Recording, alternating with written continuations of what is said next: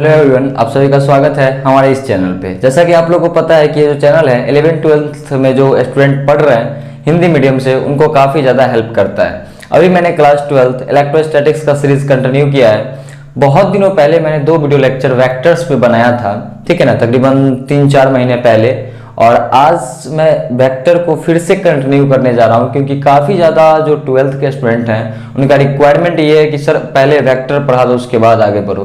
तो 2-3 लेक्चर इसका भी आएगा, ठीक है। और मैं कोशिश करूंगा कि बहुत जल्दी और बहुत शॉर्ट तरीके से इसको खत्म कर दूं, ठीक है।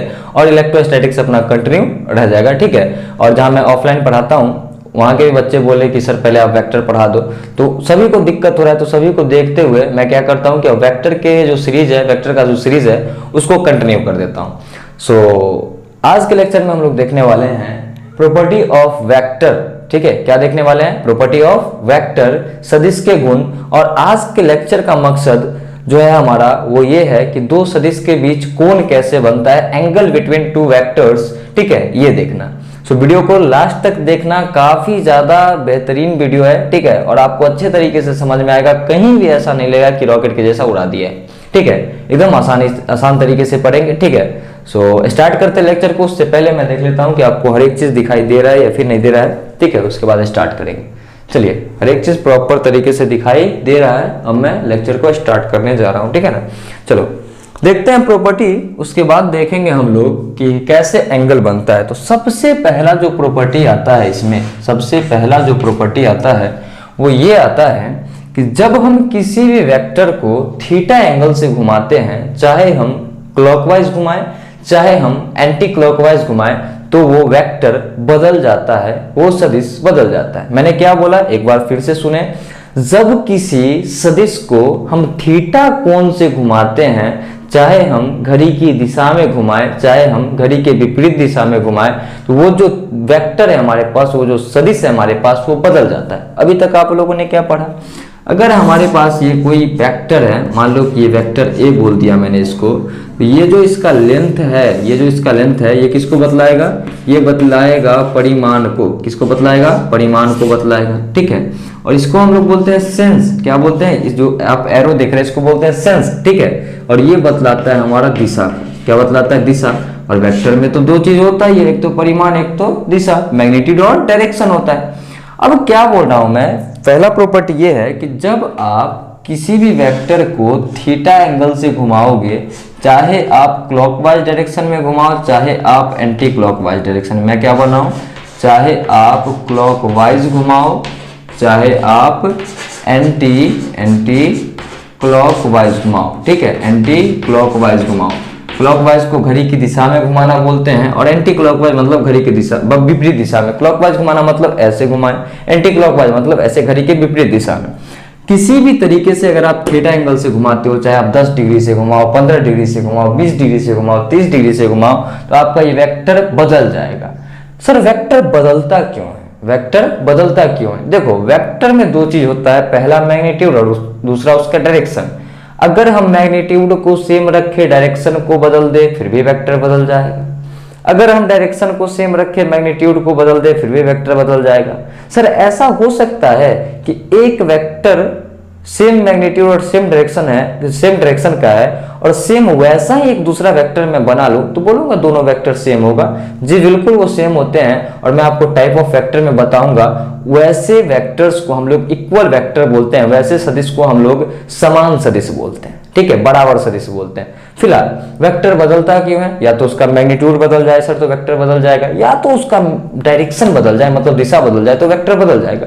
होता क्या है थीटा एंगल से घुमाने पर? मान लो ये हमारे पास एक वेक्टर था, ठीक है, ये हमारे पास क्या था, ये मान लो कि हमारे पास ये कोई हमारे पास ए वेक्टर था। अब मैंने क्या किया कि इसको थीटा एंगल से घुमाया, थीटा एंगल से एंटी क्लॉकवाइज डायरेक्शन में घुमाया, ठीक है। मैग्नीट्यूड को उतना ही रखा, लेकिन एंटी क्लॉकवाइज डायरेक्शन में मैंने इसको थीटा एंगल से घुमा दिया। देखो पहले डायरेक्शन ऐसे था, अब डायरेक्शन ऐसे हो गया। मैंने क्या बोला, अगर मैग्नीट्यूड या फिर डायरेक्शन दोनों में से कोई एक चीज बदले तो वेक्टर चेंज्ड हो जाता है। तो यहाँ पे वेक्टर बदला, सदिश बदला या फिर नहीं बदला? सर बदल गया। तो पहला प्रॉपर्टी ये है कि जब हम किसी सदिश को थीटा एंगल से घुमाते हैं तो वह सदिश बदल जाता है। तो पहला प्रॉपर्टी आप लोग लिख ले, जब किसी सदिश को थीटा कोण से घुमाया जाता है तो वह सदिश बदल जाता है। और ब्रैकेट में लिख लेना घड़ी के दिशा में या घड़ी के विपरीत दिशा में, मतलब क्लॉकवाइज या फिर एंटी क्लॉकवाइज। हो सके, मैं ये नहीं बोल रहा हूँ कि ऐसा होगा ही, हो सके तो आज से पूरे लेक्चर का जो नोट्स है उसका मैं लिंक डिस्क्रिप्शन में दे दूंगा, ठीक है। वहां पे आप क्लिक करेंगे तो आपको हैंड रिटन नोट्स मिल जाएगा। हो सके तो, फिलहाल इस पे वर्क चल रहा है, अगर कंप्लीट हो गया तो ऐसा होगा, ठीक है। चलो, पहला प्रॉपर्टी आप लोगों ने समझ लिया। दूसरा प्रॉपर्टी क्या है? दूसरा प्रॉपर्टी ये है हमारा, अभी तक तो आपने पढ़ा कि सर थीटा एंगल से घुमाते हैं तो बदल जाता है। दूसरा प्रॉपर्टी ये है कि अगर किसी वेक्टर को हम 360 डिग्री से घुमाए, चाहे हम क्लॉकवाइज डायरेक्शन में घुमाएं चाहे हम एंटी क्लॉकवाइज डायरेक्शन में घुमाएं, तो वेक्टर नहीं बदलता, वो सदिश नहीं बदलता। जब किसी सदिश को 360 डिग्री के कोण से घुमाते हैं तो वो सदिश बदलता ही नहीं है। कैसे? मान लो एक सदिश यहाँ पे था ऐसे ए वेक्टर, इसको अब मैं सोच रहा हूँ कि 360 से घुमा दो, मेरे दिमाग में कुछ चला, ठीक है, वैसे कुछ कुछ चलते रहता है। मैं सोच रहा हूं कि इसको 360 डिग्री से घुमा दो, यहां तक घुमाया तो मालूम चला 90 घुमाया, यहां घुमाया तो मालूम चला 180 घुमाया, यहां तक आया तो मालूम चला, अच्छा ये पूरा गोल बना दो ना, हाँ, यहां तक घुमाया तो पता चला कि 90 आया, यहां पर आया तो पता चला 180, यहां 270, यहां आया तो 360। देखो जहां पे पहले था वहीं पे फिर से पहुंच गए। वेक्टर बदलने वाला है क्या? नहीं, मतलब किसी वेक्टर क्वांटिटी को, मान लो कि हमारे पास ये कोई ए वेक्टर है, किसी वेक्टर क्वांटिटी को अगर हम 360 डिग्री से घुमाते हैं, चाहे हम क्लॉकवाइज डायरेक्शन में घुमाएं या फिर एंटी क्लॉकवाइज डायरेक्शन में, ये जो वेक्टर है वो नहीं बदलता है, ठीक है, वेक्टर बदलता नहीं है, ठीक है। क्यों? क्योंकि सेम पोजीशन पे आ जाता है। अगर आप एंटी क्लॉकवाइज अभी एंटी क्लॉकवाइज घुमाए थे, अगर क्लॉकवाइज घुमाते तो ऐसे घुमाना पड़ता, फिर से वहीं पे आ जाता। तो दूसरा प्रॉपर्टी आप लोग लिखना, दूसरा प्रॉपर्टी लिखिए, किसी सदिश को 360 डिग्री से घुमाने पर वह सदिश नहीं बदलता है। किसी सदिश को 360 डिग्री से घुमाने पर वह सदिश नहीं बदलता है, ठीक है। ये दूसरा हम लोग का प्रॉपर्टी था। तीसरा समझते हैं, ठीक है, तीसरा समझते हैं। देखो, कोई भी सदिश को अभी तक वीडियो को देख लिया तो लास्ट तक देखना, क्योंकि आज का मकसद वेक्टर एंगल नहीं आया है अभी तक, ठीक है। किसी भी वेक्टर को हम एक जगह से दूसरे जगह रख सकते हैं उठा करके। किसी भी सदिश को एक जगह से दूसरे जगह तक हम उठा करके रख सकते हैं।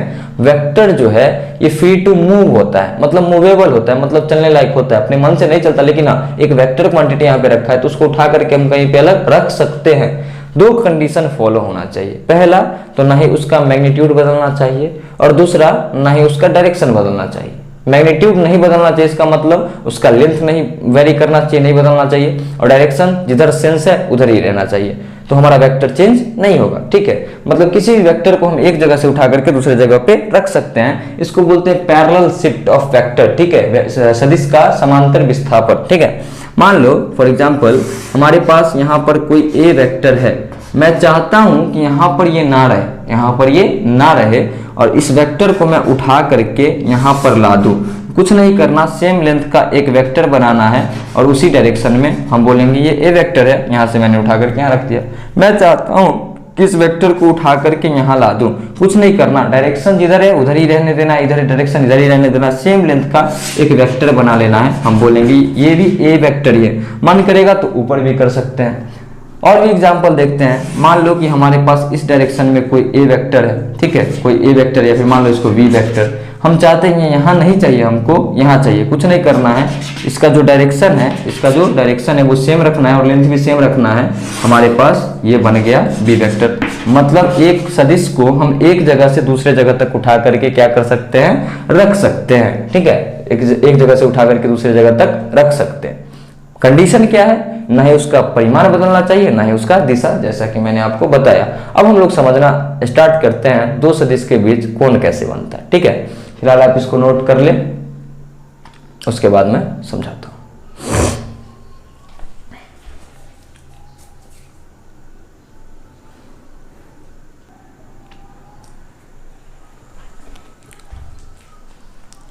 चलिए अब हम लोग देखना स्टार्ट करते हैं कि दो सदिश के बीच कोण कैसे बनता है। दो सदिश के बीच कोण जो है वो कैसे बनता है, दो सदिश के बीच एंगल कैसे बनता है, दो वेक्टर के बीच एंगल कैसे बनता है। आपने पढ़ा कि हमारे पास ये कोई एक वेक्टर है, तो इस पॉइंट को हम बोलते हैं टेल। क्या बोलते हैं इसको? टेल पॉइंट बोलते हैं। और इसको हम लोग बोलते हैं हेड। क्या बोलते हैं? इसको हेड बोलते हैं। ठीक है। एंगल कब बनता है?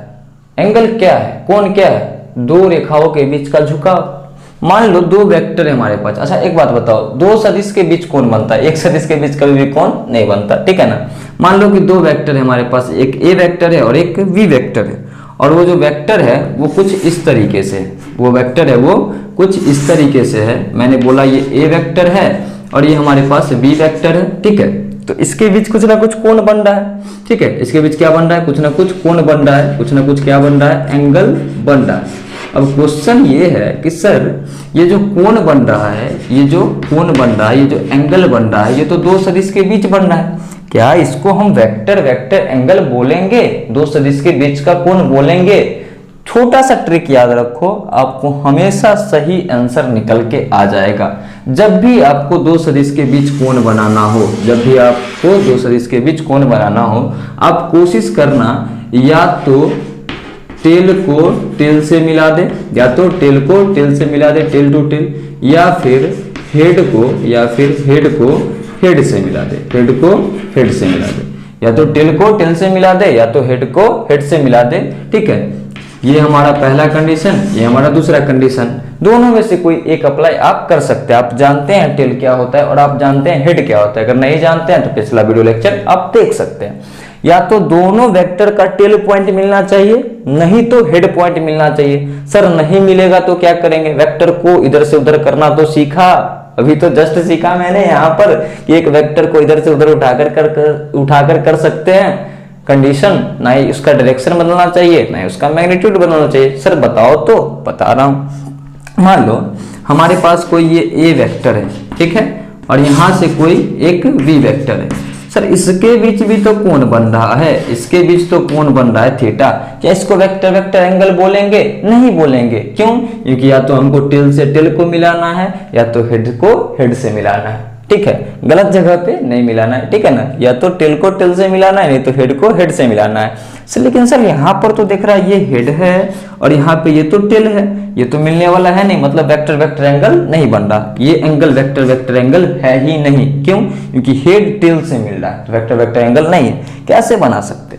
कैसे बना सकते हैं? तो देखो, अगर कुछ करके मैं इस वेक्टर को यहाँ से उठा करके यहाँ रख सकता हूँ।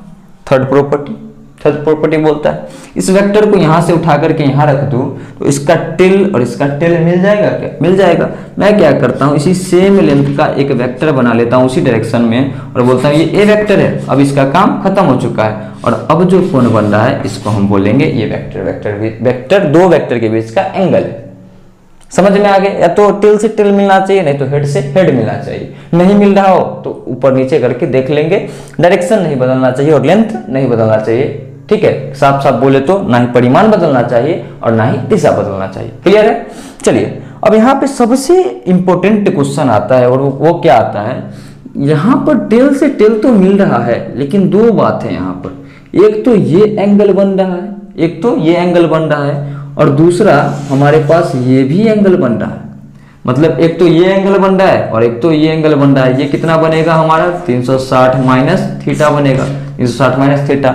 सर ये भी तो टेल से टेल के बीच बन रहा है, ये भी तो टेल से टेल के बीच बन रहा है और ये भी तो टेल से टेल के बीच बन रहा है। दोनों में से कौन सा कोण सही है? क्या हम इसका यूज कर सकते हैं या फिर हम इसका यूज कर सकते हैं? तो मेरा क्वेश्चन का आंसर है मेरा, इसका यूज हम लोग नहीं करते हैं। यूज किसका करते हैं? इसका।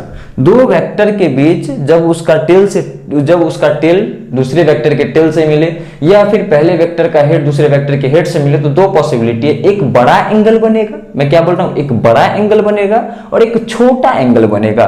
ये देखो एक बड़ा एंगल बना और ये एक छोटा एंगल बना। तो हमेशा छोटे एंगल को, छोटे कोण को कंसीडर करना है। तो दो वेक्टर के बीच का जो कोण होता है दो बनता है, जिसमें हमको कौन सा लेना है? छोटा कोण लेना है। कौन सा कोण लेना है हमको? छोटा कोण लेना है, बड़ा वाला कोण नहीं लेना। जैसे यहाँ बड़ा वाला कोण है और ये छोटा वाला, हमको इसको लेना है, इसको नहीं लेना। क्लियर है? तो हमेशा स्मॉलेस्ट एंगल लेते हैं। जब दो पॉसिबिलिटी बनती है तो मैक्सिमम दो पॉसिबिलिटी तो बनती ही है, और वहाँ पे हम छोटा कौन लेते हैं, स्मॉल एंगल लेते हैं, बड़ा वाला एंगल नहीं लेते। तो आज के लेक्चर में इतना ही रहने देते हैं। आई होप आपको वीडियो लेक्चर समझ में आया होगा। अगर समझ में आया होगा तो वीडियो को लाइक कर देना, मोटिवेशन मिलता है, और मैं आपके लिए ऐसे ही जेन्युइन कंटेंट लाते रहूँगा। और ज़्यादा सपोर्ट दिखाने का मन हो, चैनल को सब्सक्राइब भी कर सकते हो, ठीक है। उससे क्या होता है कि एनर्जी लेवल बहुत ज़्यादा बढ़ जाता है, और वीडियो लेक्चर जल्दी जल्दी मतलब अपलोड करने का मन करता है, ठीक है। So thank you for watching. मिलते हैं नेक्स्ट वीडियो में, और जिसमें हम लोग इसके आगे देखेंगे टाइप्स ऑफ फैक्टर। बाय।